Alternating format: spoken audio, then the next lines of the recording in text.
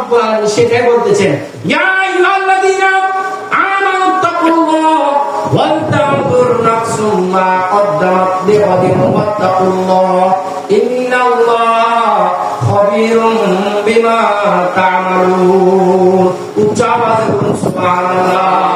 আল্লাহ বলেন, হে আমার ঈমানদার বান্দাগণ, তোমরা আমি আল্লাহকে ভয় করো এবং তোমাদের প্রত্যেকের উচিত তোমরা ওই কিয়ামতের ময়দানের জন্য, আখিরাতের জন্য তোমরা কি জোগাড় করেছো এবং কি পাঠিয়েছো সেটা একটু চিন্তা করা তোমাদের উচিত।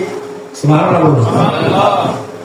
আমরা এই দুনিয়ার মধ্যে কেউ চিরস্থায়ী নয়, কিন্তু যেই কবরের মধ্যে আমরা যাব সেই কবরের মধ্যে আমাদেরকে আবার থাকতে হবে, ঠিক কিনা? অন্ধকার কবরে থাকতে হবে। ওই অন্ধকার কবরে আমাদের কেউ সাথী হবে না। যার জন্য আমরা, যাদের জন্য মাথার গাম পায়ে ফেলে আমরা তার হুকুম আকাম ভুলে গিয়েছি, আল্লাহর আইন, আল্লাহর ফরজ আমরা মান্য করতেছি না, ওই সমস্ত আমাদের ছেলে সন্তান আমাদের কবরে কোনো কাজে আসবে না। অন্ধকার কবরের মধ্যে যখন চলে যাবে, 2-3 দিন কান্নাকাটি করার পর বাস এনারা আবার রং তামাশের মধ্যে আবার লিপ্ত হয়ে যাবে, ঠিক কিনা? কিন্তু ওই অন্ধকার কবরের মধ্যে আমরা জিনাকে সাথী পাবো, সেটা হলো আমার আপনার দয়া। সুবহানাল্লাহ।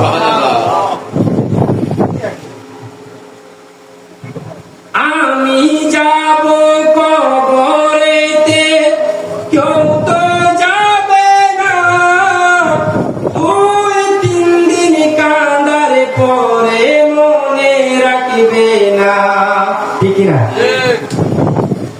আমি যাব কবরেতে, কেউ তো যাবে না, 2-3 দিন কাঁদার পরে মনে রাখবে না।